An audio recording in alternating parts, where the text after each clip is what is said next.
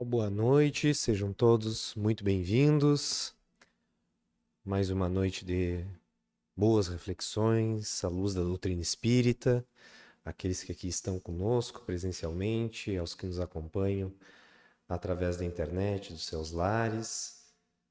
Então, nós vamos iniciar o nosso encontro de hoje, como de costume, com uma breve leitura do Evangelho segundo o Espiritismo, seguido da nossa prece de abertura. Do capítulo 13, não saiba a vossa mão esquerda o que dê a vossa mão direita, os infortúnios ocultos. Nas grandes calamidades, a caridade se emociona e observam-se impulsos generosos no sentido de reparar os desastres. No entanto, a par desses desastres gerais, há milhares de desastres particulares que passam despercebidos, os dos que jazem sobre um grabato sem se queixarem. Esses infortúnios discretos e ocultos são os que a verdadeira generosidade sabe descobrir, sem esperar que peçam assistência. Quem é essa mulher de ar distinto, de traje tão simples, embora bem cuidado, e que traz em sua companhia uma mocinha tão modestamente vestida? Entra numa casa de sórdida aparência, onde sem dúvida é conhecida, pois que à entrada a saúdam respeitosamente. Aonde vai ela? Sobe até a mansarda, onde jaz uma mãe de família cercada de crianças. A sua chegada refulge a alegria naqueles rostos emagrecidos. É que ela vai acalmar ali todas as dores. Traz o do que necessitam, condimento de meigas e consoladoras palavras que fazem que os seus protegidos, que não são profissionais da mendicância, aceitem o benefício sem corar. O pai está no hospital, e enquanto lá permanece, a mãe não consegue com o seu trabalho prover as necessidades da família. Graças à Boa Senhora, aquelas pobres crianças não mais sentirão frio nem fome. Irão à escola agasalhadas, e para as menorzinhas, o leite não secará no seio que as amamenta. Se entre elas alguma adoece, não lhe repugnarão a ela, a boa dama, os cuidados materiais de que essa necessite. Dali, vai ao hospital levar ao pai algum reconforto e tranquilizá-lo sobre a sorte da família. No canto da rua, uma carruagem à espera, verdadeiro armazém de tudo o que destina aos seus protegidos, que lhe recebem sucessivamente a visita. Não lhes pergunta qual a crença que professam, nem quais suas opiniões, pois considera como seus irmãos e filhos de Deus todos os homens. Terminado o seu giro, diz de si para consigo: comecei bem o meu dia. Qual o seu nome? Onde mora? Ninguém o sabe. Para os infelizes, é um nome que nada indica, mas é o anjo da consolação. À noite, um concerto de bênção se eleva em seu favor ao Pai Celestial. Católicos, judeus, protestantes, todos a bendizem.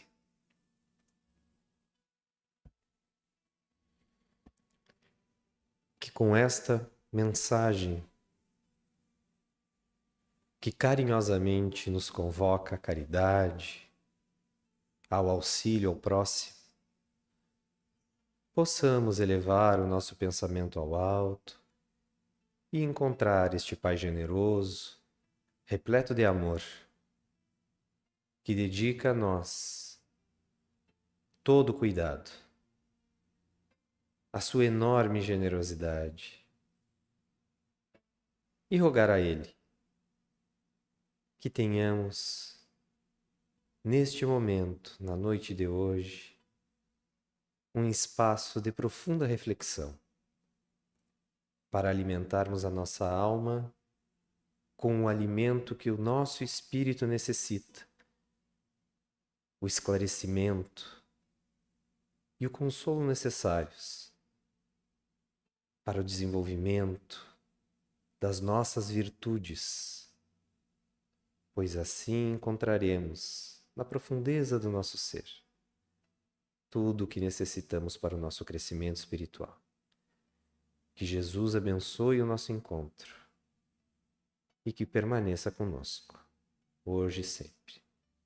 Que assim seja.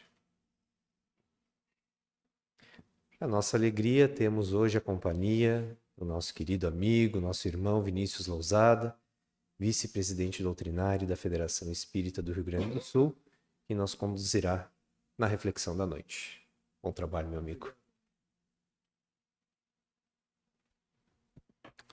Boa noite, meus irmãos. Que Jesus, o nosso divino amigo, nos abençoe a todos e nos mantenha sob a sua paz. Hoje eu buscava uma pesquisa a respeito de um tema que é uma epidemia silenciosa no mundo contemporâneo que se chama solidão. E se estima, conforme a Organização Mundial da Saúde, que 1 a cada 6 pessoas no mundo experiencia solidão. E quando nós vamos visitar o conteúdo da doutrina espírita, conforme as obras de Allan Kardec, nós vamos perceber que há um princípio ou uma doutrina, um conjunto de ensinamentos que são profundamente confortadores. E entre eles está algo que os espíritos trouxeram a Kardec e que está muito bem expresso em O Livro dos Espíritos, em outras obras da codificação, que é esse tema dos anjos guardiães. De fato, à luz do Espiritismo, ninguém se encontra só. Todos nós temos uma companhia espiritual, como nós vamos ver daqui a pouquinho. Então a pergunta-chave aqui é: o que será que o Espiritismo ensina sobre os anjos guardiães? Muitos de nós, em outras tradições religiosas, aprendemos, até alguns sabem de memória, a prece do anjo da guarda. Se eu dependesse da prece, eu estava sem anjo da guarda, porque a minha memória é péssima. Mas há pessoas que aprenderam, uma lembrança afetiva da infância, inclusive. Aprenderam nas experiências religiosas cristãs o entendimento de que haveria alguém, em nome de Deus, velando por nós. O que será que os espíritos disseram a Kardec? Aí nós vamos visitar, na noite de hoje, alguns trechos das obras, de algumas das obras de Kardec, para que nós possamos nos certificar qual é a visão do Espiritismo sobre o tema.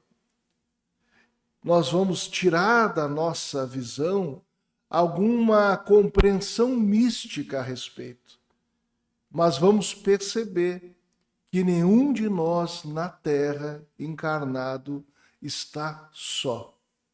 O que deve colocar em xeque, em alguma medida, o sentimento de solidão que possa nos visitar quando estamos assim, lidando com algum desafio da vida e que aparentemente parece que ninguém olha por nós.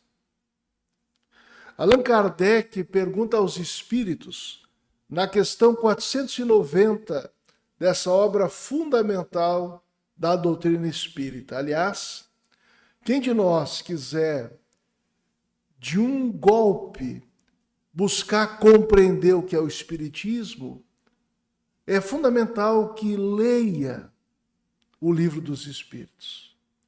Mas leiamos sem pressa, com desejo de sorver aquilo que a filosofia dos Espíritos vem nos trazer.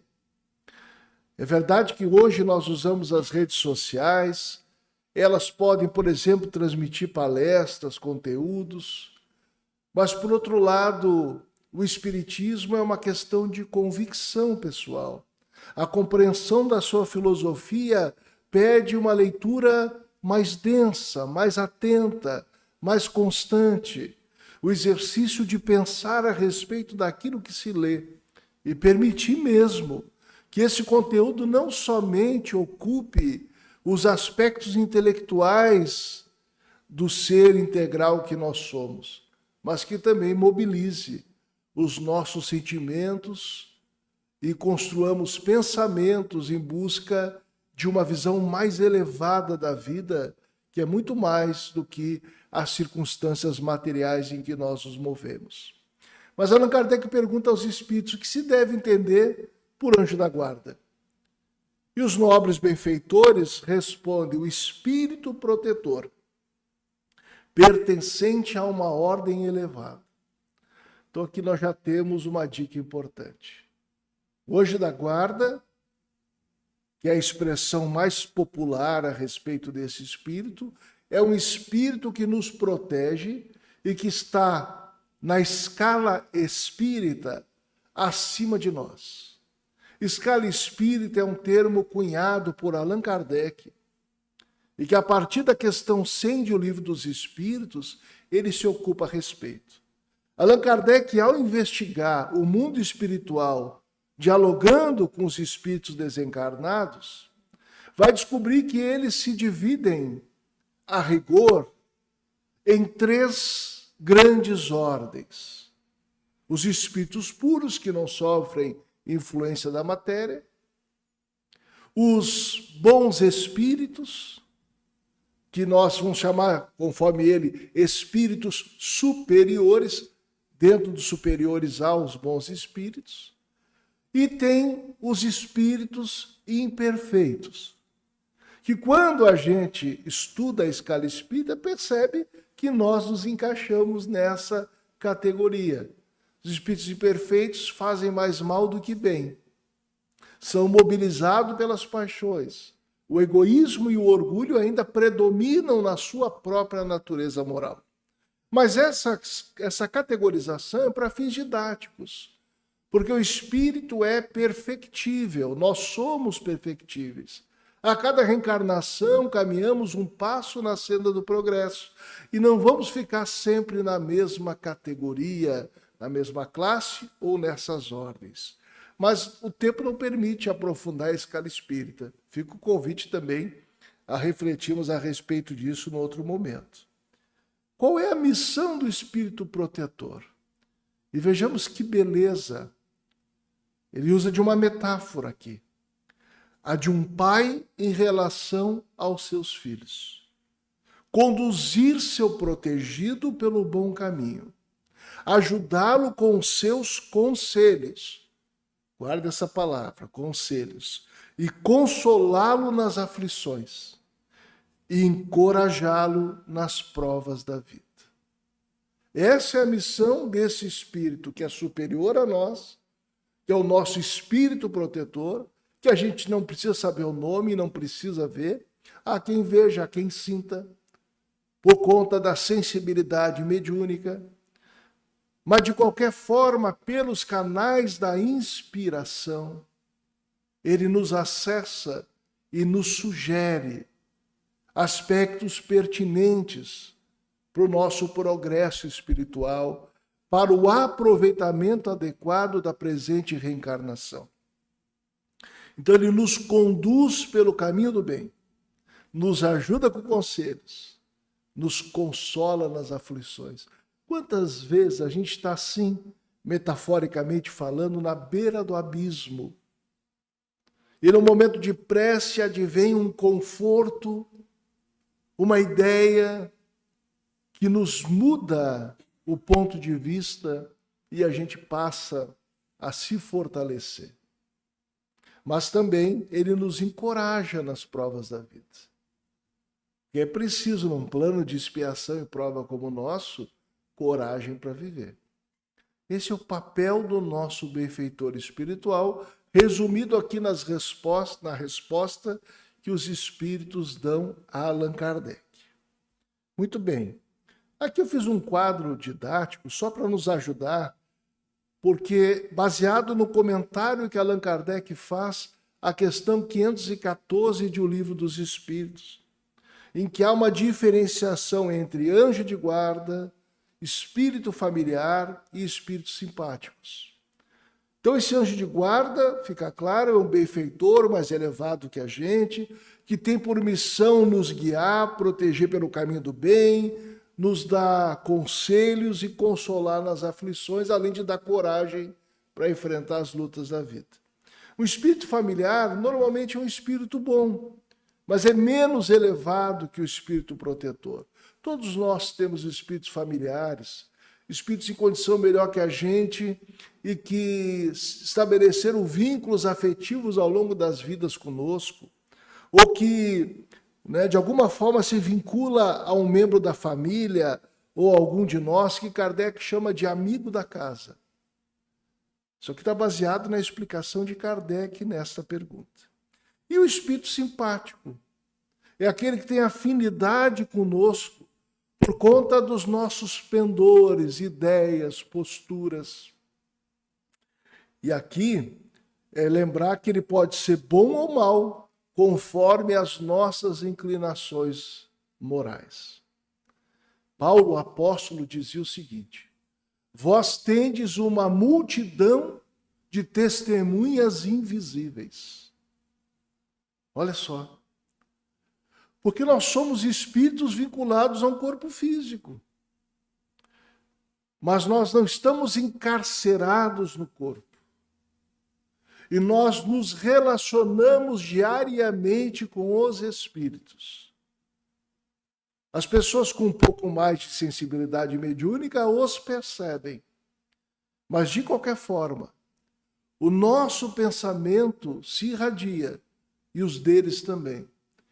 E nós somos, assim, sensibilizados, afetados pelas suas ideias, sua presença, assim como nós também afetamos o mundo espiritual.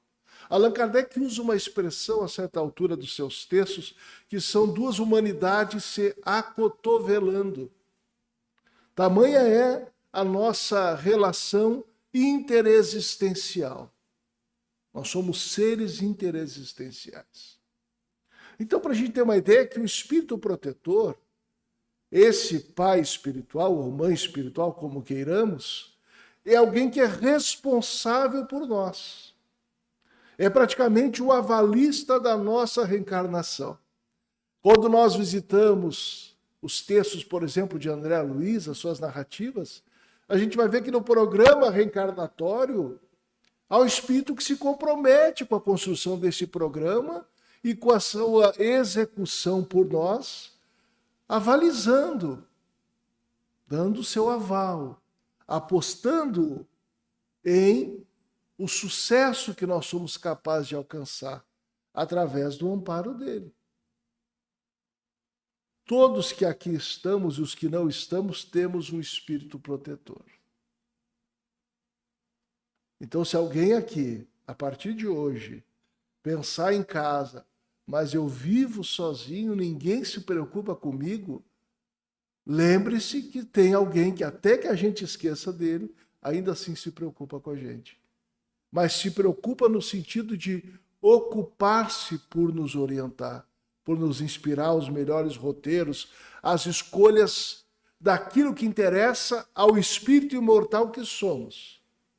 Ele não vai nos dar conselho, o espírito protetor, para acertar no jogo do bicho, para melhorar de vida material, de resolver problemas que estão ao nosso alcance para resolver, nos furtando do esforço pessoal, do trabalho, da reforma íntima.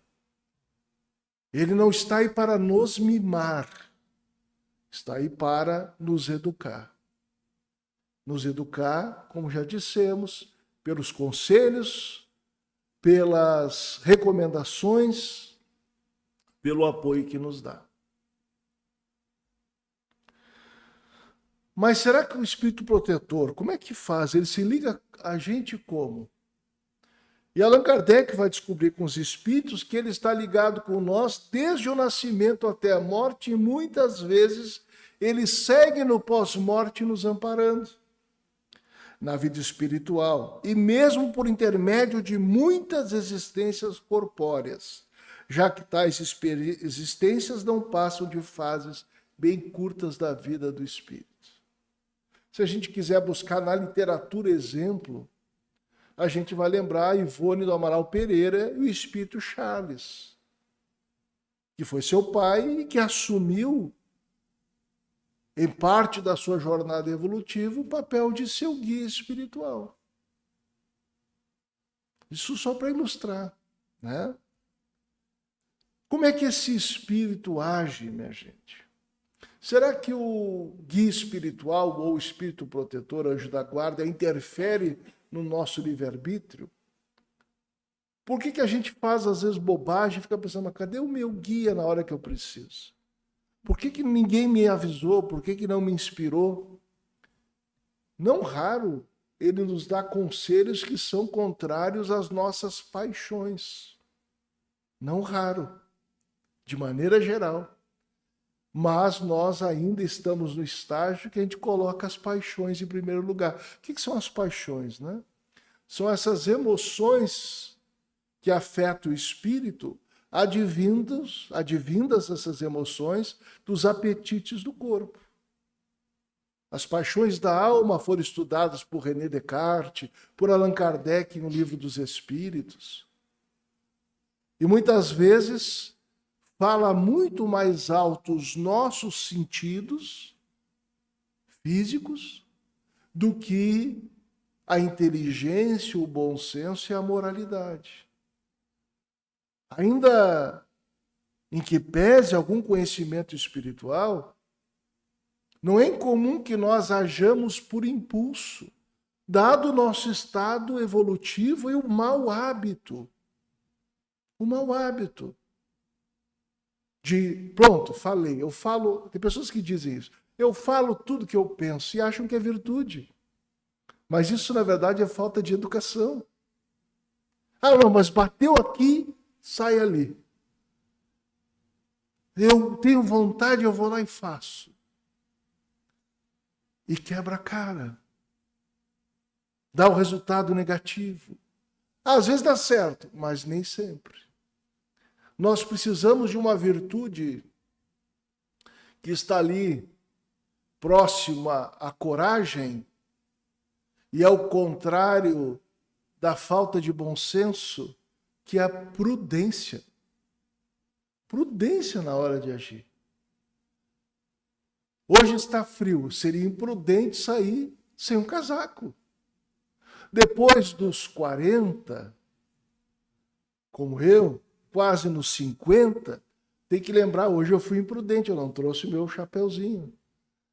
Então amanhã uma bela sinusite pode despertar por aqui. Eu tenho que ter os cuidados. Se eu sei que tal coisa me faz mal, se eu sei que tal conversa me incomoda, eu sei que determinadas parcerias são inadequadas para mim, eu preciso usar de bom senso, de discernimento, de senso moral. E os benfeitores espirituais, o nosso anjo da guarda, se utiliza desse esforço nosso de agir no caminho do bem para nos inspirar os melhores roteiros de vida. Só que ele não invade uma linha que nós chamaríamos de livre-arbítrio. A gente vai usar a metáfora da linha. Quem chamou de livre-arbítrio foi Allan Kardec. A liberdade de agir, de fazer escolhas, de tomar decisões. Então, a ação dos espíritos que vos querem bem, diz Kardec, na verdade os espíritos dizem a ele, né? É sempre regulada de maneira que não vos tolha, né? Não corte, não obste o livre-arbítrio. Porquanto, se não tivesseis responsabilidade, não avançareis na senda que vos há conduzir a Deus. Nós precisamos de mérito próprio na nossa evolução espiritual. Por isso que eles não fazem por nós. Assim como o professor não faz avaliação pelo aluno, assim como o pai e a mãe deixam de fazer certas coisas para os filhos na medida em que eles vão crescendo e precisam saber fazer. Experimenta nunca ensinar a criança a lavar a louça Que adolescente que nós vamos ter? Um adolescente que não sabe fazer as coisas. Experimenta, toda vez que o filho entra num conflito, num jogo de bola, se meter no conflito. E não vai desenvolver a habilidade social de resolver conflitos. Aí nós infantilizamos as pessoas e não nos damos conta. Só que o espírito protetor, o anjo da guarda, é um espírito superior. Quer dizer, ele vê de um prisma muito mais amplo que o nosso. A gente está lá sofrendo, coitadinho de mim. E aí o espírito vê de outra forma. Olha, é aprendizado, meu filho. Aproveita o aprendizado. Ah, mas com mais o trabalho no bem, mais dificuldade aparece. Aí vem uma inspiração. Você não sabe quem foi no passado. Às vezes nós fomos atrapalhados. E agora que a gente está ajeitando o passo. E o passado nos acompanha até que nós possamos nos livrar dos nossos débitos espirituais pela realização do bem.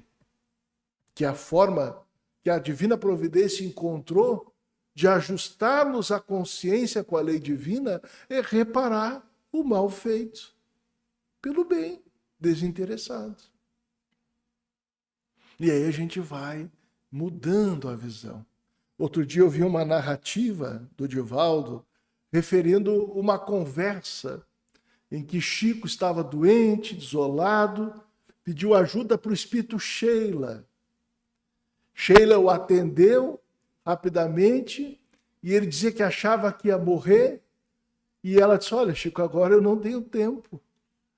Tem uns enfermos para atender, e foi cumprir o trabalho dela. E ele se sentiu desolado. Aí aparece o benfeitor dele, o espírito protetor, Emmanuel. E o Emmanuel perguntou, por que você está choroso assim, Chico? Você vê, meu irmão, estou aqui com uma tuberculose, com fome, com dificuldade financeira. Peço ajuda para a Sheila disse que não tem tempo. Queria que ela me recebesse no mundo espiritual, ela disse que não ia ter tempo. E aí o Emmanuel teria dito para ele, mas eu também não tenho tempo, Chico, preciso trabalhar. Até que pelas tantas ele entra em sintonia com Bezerra de Menezes.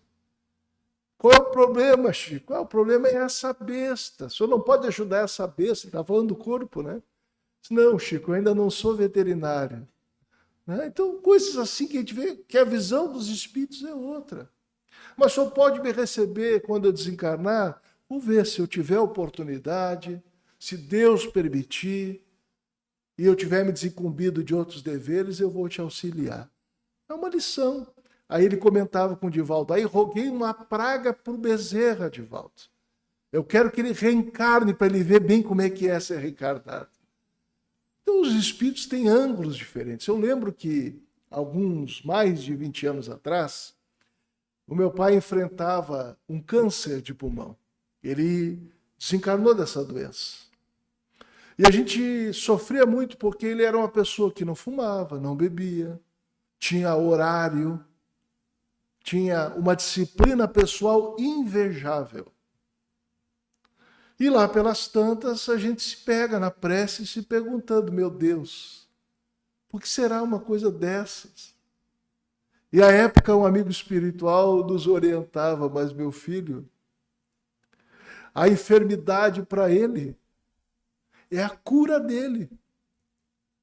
Aí a gente vai amadurecendo, vai entendendo. Às vezes uma enfermidade permite que corrijamos o nosso caráter. Às vezes somos revoltadinhos, não temos paciência para nada, e hoje em dia ninguém tem paciência para nada. Se a gente manda uma mensagem de WhatsApp para alguém, quer que a pessoa responda na hora. E fica de mal se a pessoa não responde. Aí, se a pessoa vai desenvolver alguma tarefa no trabalho, quer a solução para amanhã, o resultado para amanhã. Uma ansiedade terrível. Como se a vida pudesse ser resolvida dessa forma.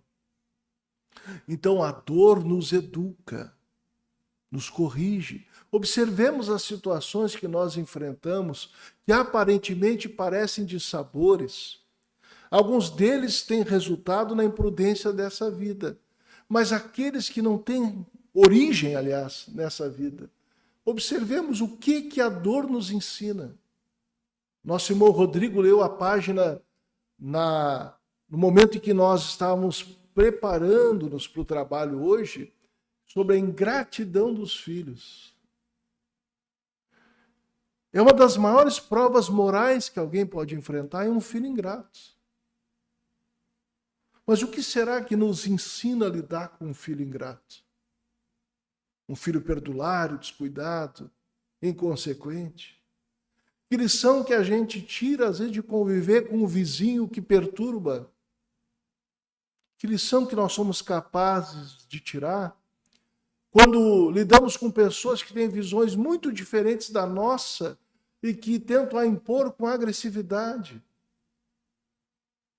Às vezes uma indisposição orgânica nos leva a cuidar do organismo. A gente lembra que médico existe quando tem dor. Eu só vou no médico quando surge algo. Meu Deus, como é que pode? São oportunidades que a vida vai nos dar. Mas como é que eu lido com as situações? Eu posso pedir para o meu espírito protetor me auxiliar? Aí eu faço um recorte de uma frase que é para ficar no coração da gente. Vosso espírito protetor atenderá a esse apelo, visto que todos os espíritos são bons, são irmãos. Quando a gente está com problemas, a gente, aliás, anda preocupando os terapeutas, e as pessoas têm começado a consultar a inteligência artificial como se ela fosse um terapeuta. Recentemente a China lançou robôs humanoides cujo perfil é apoio emocional para as pessoas. Olha a solidão aí de novo. Mas nós podemos conversar com alguém que não é artificial, que é espiritual. Nosso espírito protetor. Não estou com isso propondo que a pessoa faça reunião mediúnica. Não, porque a nossa comunicação com os nossos espíritos protetores, com o nosso anjo da guarda, é mais sutil. Mas eu posso chamá-lo. Não sou eu que digo, são os espíritos que dizem a Kardec. Será que a gente chama? Quando a gente é criança, qualquer coisa chama a mãe, né? Ou o pai. Ou quem a gente entende que é a referência. Então, chamar o nosso benfeitor. Estou lá no momento de crise nervosa. Tem uma notícia horrível que eu recebi. Estou com uma ansiedade lidando com determinada situação que não sei o desfecho. Quem sabe eu paro um pouquinho e faço uma prece. E peço a ajuda do meu anjo de guarda. Não que ele resolva tudo para mim, porque ele não é o gênio da lâmpada. Mas para que ele me ampare. Para que eu lide com coragem, com bom senso, com calma e possa vencer esta prova que se me apresenta. Por que será que a gente não faz isso? Primeiro, porque nem sempre a gente sabe. Mas o conteúdo espírita nos permite compreender que esse é um recurso que nós temos. Ao invés de buscar na inteligência artificial arrimo para a alma, ou sairmos por aí consultando gurus de ocasião que brotam que nem pepino em cerca. É impressionante, gente. Que tem de gente que se coloca à disposição de guiar a vida dos outros, não sabendo guiar a própria vida. Quantas pessoas que aparecem por aí, exploradores da ingenuidade alheia. Então, eu devo usar, claro, o recurso dos terapeutas, com formação acadêmica. Mas eu tenho aqui ao lado das possibilidades essa espiritual, de contar com o meu espírito protetor. E é de graça. E é muito mais profunda a experiência. Um dos aspectos da crise que as religiões atravessam, ou a humanidade atravessa, é a falta de espiritualidade. E às vezes nós temos uma escola religiosa que adotamos, ela nos apresenta um recurso, mas a gente coloca ele na mão de outro. Aí eu vou lá consultar a Claudinha. Claudinha, o que tu acha que meu guia acha que eu devo fazer? A gente faz fila para consultar este ou aquele. Quando os espíritos estão dizendo que a gente pode chamar o nosso espírito protetor, nosso anjo da guarda, que não precisa saber o nome, esse que é o avalista da nossa reencarnação, numa prece sentida, buscando uma certa quietude, pedir inspiração. Dê inspiração para fazer a melhor escolha, me dê força para suportar essa prova, me dê paciência, me dê resignação, me ampare. E fica o convite, façam isso, meus irmãos, façamos. É impressionante o resultado. Parece que sai um véu dos nossos olhos. Ah, mas às vezes eu faço e não sai como eu quero. Sim, como eu disse, não é o gênio da lâmpada. Acima da nossa vontade e da vontade do Espírito Protetor está a vontade do Pai Celeste, que é o chefe que manda na gente. Por fim, meus amigos,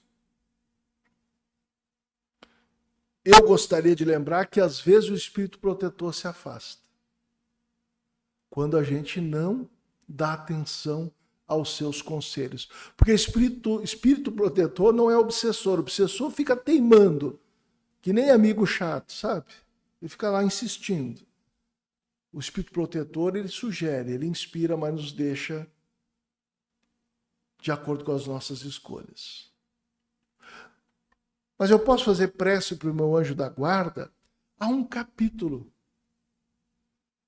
dedicado no Evangelho segundo o Espiritismo, com sugestões de prece, porque a gente não é obrigado a saber. Kardec se deu o trabalho, depois do capítulo Pedi, Obtereis, fazer um capítulo chamado Coletânea de Preces Espíritas. E a prece, segundo os Espíritos, é o melhor recurso para nós angariarmos a assistência dos bons espíritos. E eu posso fazer prece em qualquer lugar. Posso fazer em casa, no ônibus, caminhando na rua, indo no hospital, fazendo um exame. Qualquer momento eu posso fazer prece. E aí, há um item que diz respeito à prece aos anjos de guarda. Que fica o convite aqui. A partir do item 11 tem lá sugestão da prece que a gente pode fazer. Outro dia eu lia com a minha filha, dizia para ela, às vezes nós nos desregulamos emocionalmente e não percebemos que entramos numa sintonia com espíritos que estão na mesma condição de desequilíbrio. E se a pessoa é médium, complica mais ainda, porque essa ressonância estreita o laço. Aí a gente fica meio perturbado e não sabe o que está acontecendo, porque esquece o mundo espiritual que nos cerca. Esquece de avaliar a própria condição emotiva, o autoconhecimento diário. Mas qual é o recurso que eu tenho para me equilibrar e sair dessa sintonia negativa? É a prece. E aí, Kardec anota isto aqui que eu gostaria de deixar como mensagem final. A prece aos anjos da guarda e aos espíritos protetores deve ter por objetivo, primeiro, solicitar a intercessão deles junto a Deus. Pedir que eles possam levar o Pai Celeste à nossa rogativa. Com simplicidade, como quem fala com o pai e com a mãe. Pedir-lhes força para resistir às más sugestões. Às vezes vem uma ideia negativa, quero desistir da vida, vou largar o trabalho, vou romper esse relacionamento familiar, no impulso, no nervosismo, na perturbação espiritual. Aliás, quem assistiu o filme Sexo e Destino, baseado no livro Sexo e Destino, psicografado por Chico e Valdo Vieira, vai perceber que boa porcentagem das infelicidades daqueles personagens surgem por agirem no impulso, dando vazão às paixões inferiores. Mas também nós podemos pedir a sua assistência nas necessidades da vida.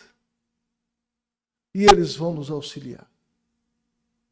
De tal forma que nós vamos superar as nossas provas com galhardia, com bom senso, recolhendo as aprendizagens dessas situações. Abrir mão de buscar o anjo da guarda na prece é abrir mão de um recurso natural que a vida nos dá e que o Espiritismo sistematiza e nos apresenta ao alcance de cada um de nós. E eu sei que mexe com a cabeça da gente, porque nós somos oriundos de um passado religioso que o sacerdote fazia a mediação. Mas o Espiritismo propõe outro nível de experiência religiosa. A experiência em primeira pessoa, em que o indivíduo, compreendendo as leis morais da vida e o diálogo permanente que nós temos com a espiritualidade, passa também pelo autoconhecimento a conduzir-se de tal sorte que não esquece que ninguém está desamparado na terra. Muito obrigado, meus irmãos, pela sua atenção e muita paz a todos.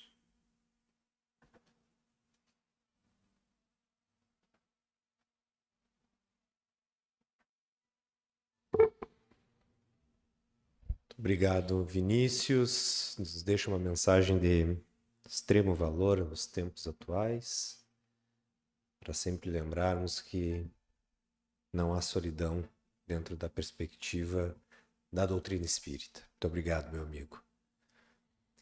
E nos encaminhando para o último momento da noite de hoje, nós convidamos a todos para nos mantermos ainda com pensamento elevado, envolvidos pela mensagem da exposição da noite, meditando sobre esta mensagem, sobre os seus princípios, deixando que ela faça eco dentro de nós, para que assim, então, nos preparemos para o passe que será aplicado, então, a partir de agora, pelos nossos irmãos que se dedicam a essa tarefa. Convidamos a todos, então, os nossos médiuns aplicadores de passe, a iniciar a tarefa.